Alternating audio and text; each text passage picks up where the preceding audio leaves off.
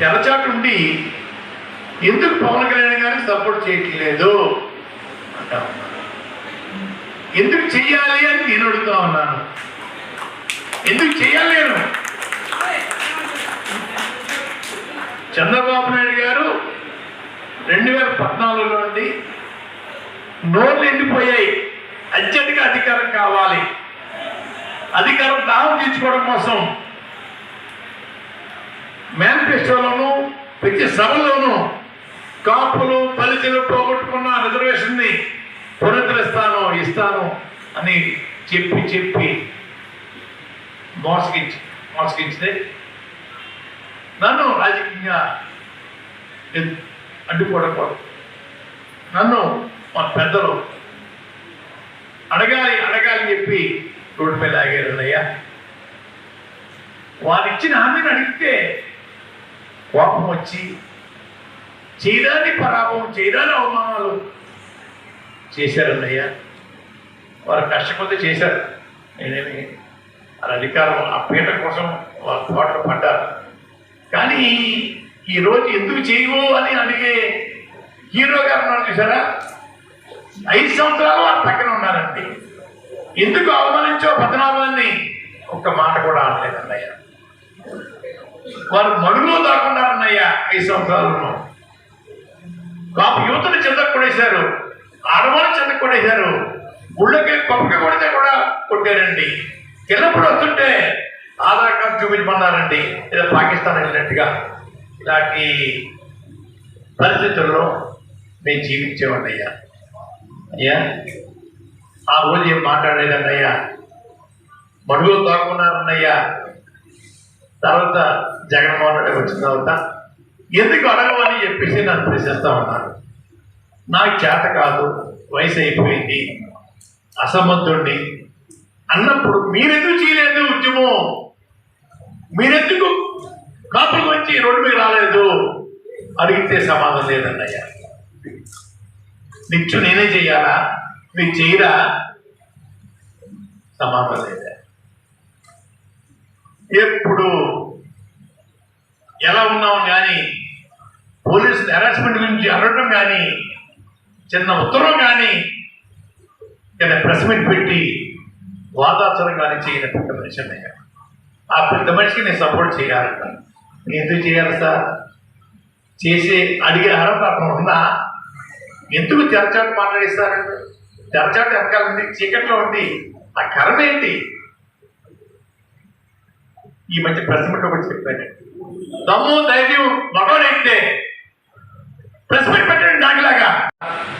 మన ముఖ్యమంత్రి గారు నిలబెట్టిన గౌరవ శాసనసభ్యులు అభ్యర్థుల్ని, గౌరవ పార్లమెంట్ అభ్యర్థుల్ని గెలిపించడానికి మీరు మన బంధువులు ఎక్కడెక్కడ ఉన్నా అందరికీ తెలియపరిచి వారి విజయానికి సహకరించాలని, భవిష్యత్తులో ఈ ముఖ్యమంత్రి పెట్టడం కనుచూపుకారులు ఎవరు కన్నెత్తి చూడకూడదు. చూడని విధంగా మనం వాళ్ళని తయారు చేయాలండి. మనం కూడా సిద్ధంగా వారిని ఆ స్థానంలో కూర్చోబెట్టడం కోసం మనం పూర్తి సహకారాలు ఇవ్వాలని నేను కోరుకుంటూ ఉన్నాను. 40 సంవత్సరాలు రాజకీయాల్లో ఉన్నానండి. మా తండ్రి గారు 2 సార్లు శాసనసభకి, నేను 4 సార్లు అసెంబ్లీకి, 6 సార్లు మమ్మల్ని పూర్వ పచ్చపాటి నియోజకవర్గ ప్రజలు ఎన్నుకున్నారన్నయ్య. ఎన్నుకున్నది ఎవరంటే బీసీ వర్గాలు, దళిత వర్గాలు, గిరిజన వర్గాలు, పక్క కాపులండి. పెద్ద కాపులు కాదండి, పక్క కాపులు. వీరందరూ దయతోటి రూపాయి ఖర్చు లేకుండా 6 సార్లు మనం ఓటేసి రాజకీయ పిచ్చి పెట్టారన్నయ్య. ఎప్పుడు వాటిపై తిరిగి నియోజకవర్గం నాకు. అలాంటిది రావులపాలెంలో విజయభాస్కర్ గారి సభలో కాపులు కొడితే రండి మమ్మల్ని పరామర్శ చేయాలని చెప్పి పదే కోనసీమ పెద్దలు వచ్చి అడగటం. అయ్యా మా మర్యాద పోయింది, మా పరువు పోయింది, ఎమ్మెల్యే పదవి రాజీనామా చేయబట్టే దానికి సుముఖం వ్యక్తం చేశానయ్యా. ప్రజలు ఏంటి మాకు సేవ చేయడానికి ఎమ్మెల్యేగా అనుకుంటే వారి కులానికి సమస్య వచ్చిందని కులం పుట్టారని చెప్పేసి రాజీనామా చేయటం మంచిగా లేదని నన్ను పాతాళానికి వారు నెట్టేయడం జరిగిందన్నయ్యా. రాజకీయ సమాధి కట్టడం జరిగిందన్నయ్యా. రాజీనామా చేసిన రోజున ఒక్క కాపు శాసనసభ్యులు నాతో మాట్లాడడానికి భయపడ్డారన్నయ్యా. నమ్మరు మీరు. కాపుల కోసం రాజీనామా చేస్తే ఒక్క కాపు ఎమ్మెల్యే రాజీనామా చేసిన అనంతరం నాతో మాట్లాడలేదన్నయ్యా. ఒక బీసీ వర్గాలకు చెందిన పార్లమెంట్ సభ్యుడు పెళ్లి సుభోష్ గారు వచ్చి ఒక్కరే అండి. అసెంబ్లీ నుంచి కాలు వరకు నన్ను నాయకత్వం వహించిన మనిషిని నేను 23 రోజులు ఒళ్ళు దచ్చుకోకుండా, రూపాయి వారికి ఖర్చు లేకుండా, రూపాయి నాకు ఖర్చు పెట్టకుండా రోజుకి 140, 150, 160 కార్లు కూడా పొరయ్యే పరిస్థితి మా మిత్రులు అభిమానులు కలగేశారండి. ఈ పార్టీ స్థాపించే దాంట్లో నేను ఒక సభ్యుడిగా ఉండాలి. కొంతమంది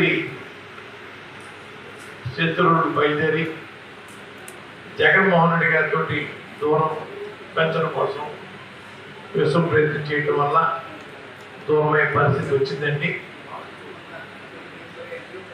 దూరమైనా కూడా ఎప్పుడు వారిని నేను ఒక మాట మాట్లాడలేదు.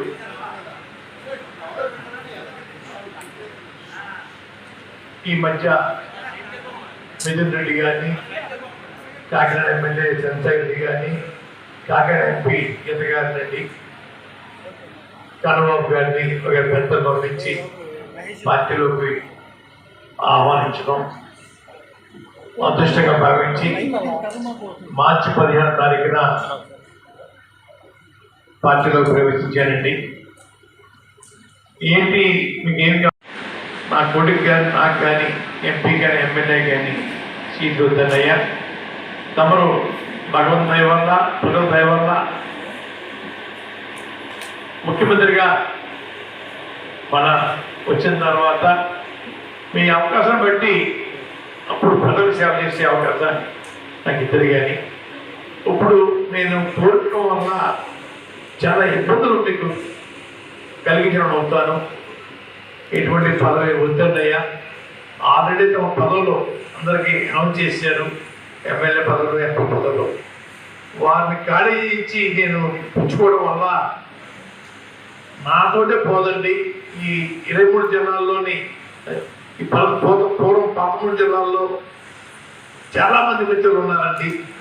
ఉద్యమ సందర్భంగా అందరూ కూడా ఒత్తిడి చేసి మిమ్మల్ని ఇబ్బంది పెట్టే అవకాశం ఉంటుంది. అది అవకాశం గౌరవనీయులు మిత్రులు కొట్టి దక్షిణ గారికి, జిల్లా కాపు సంఘ అధ్యక్షుడు చంద్రబాబు నాయుడు గారికి, వేదిక మీద ఉన్న గౌరవ పెద్దలకి ఆలోచించండి అయ్యా. ఈ మధ్య చంద్రబాబు నాయుడు గారు మాట్లాడుతుంటే ఆ రోజు నోరు నిండిపోయినా చూసారా, ఈ రోజు కూడా నోరు నిండిపోయి అర్జెంటుగా పదవిలో కూర్చోవాల. పదవి ఆకలి అయ్యా. జగన్మోహన్ రెడ్డి గారు ప్రవేశపెట్టిన సంక్షేమ పథకాలు పకడ్బందీగా అమలు చేయడం కోసం నాకు అధికారం ఇవ్వండి, నన్ను ముఖ్యమంత్రి చేయమని అడుగుతున్నాడు. వారు పెట్టిన పథకాలు ఈయన అమలు చేయడం ఏంటంటే ఈ పనేంటి, ఈ పనేంటయ్యా. నేను 10 పథకాలు పెట్టాను. జగన్మోహన్ రెడ్డి గారి పథకాలతో పాటు నాకు 10 పథకాలు ఉన్నాయి. చెప్పాలండి, సంతోషిద్దాం, హ్యాపీగా రిసీవ్ చేసుకుందాం. జగన్మోహన్ రెడ్డి గారు పెట్టిన పథకాలు పక్కగా అమలు చేస్తారు. చెప్పడం కూడా సిగ్గుపడలేదు సార్. అయినా ఎన్నాళ్ళు సిగ్గుపడతా ఉన్నాం. ఆఖరిగా ఒక మాట చెప్తా ఉన్నానండి. ఊళ్ళోనే చంద్రబాబు నాయుడు గారు వారు సమావేశం పెట్టి మన ముఖ్యమంత్రి గారిని ఎలా తిట్టారో చూశాను. పీక్ కాలేసి గోరు తొక్కేస్తారండి. అయ్యా చాలా పౌరుషంగా, ఆవేశంగా, ఉద్రేకంగా మాట్లాడేశారు.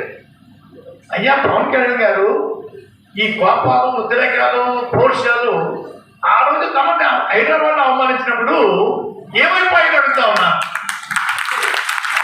ఏమైపోయి అవమానించిన వారింటికి తిన్నాకెళ్తారా? ఓహో ఈ రాజకీయం అండి, ఏం నటనండి. సినిమాలు నటించండి, రాజకీయాలు నటించకండి. పవన్ గారు రాజకీయాల్లో నటించి యువతలు పాటు చేయకండి, ప్రజలు పాటు చేయకండి. బాబయ్య మీకు నమస్కారం పెడతా ఉన్నాను. రాజకీయాల్లో ఎన్నో సంవత్సరాలు ఉన్నామండి. రోజు ప్రజలు సేవ చేసినా కూడా దిక్కు ఉండదు మాకు. మీరు ఎప్పుడో 5 చూసేసి 6 సంవత్సరం వచ్చేసి సేవ చేస్తారా? అంటే ఏంటో పరిస్థితులు ఏంటో తెలుసుకోకుండా ఈ అవహార శైలి ఉందన్నయ్యా. ఓకే అన్నట్లేదన్నయ్యా. 2014, 2019, 2024 మీ రోహం ఏంటో తెలియట్లేదన్నయ్యా. చంద్రబాబు నాయుడు ఎస్టేట్లో జగన్ మీద పోస్ట్ ఇచ్చారని మనం చెప్పాను. దాన్ని మనం కొత్తగా మార్కెటింగ్ మేనేజ్మెంట్ పోస్ట్ కూడా యాడ్ చేశారు.